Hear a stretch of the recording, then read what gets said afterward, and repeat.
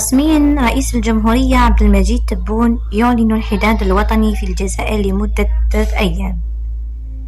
مع تنكيس الأعلام الوطنية وإلغاء كافة الاحتفالات والمنافسات الرياضية تضامنا مع عائلات الضحايا.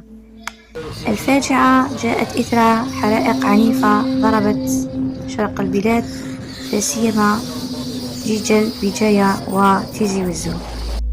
مما دفع إلى تدخل فرق الحماية المدنية التي بذلت مجهودات جبارة تشكر عليها،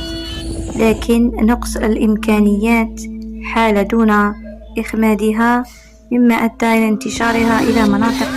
سكنية أودت بحياة العشرات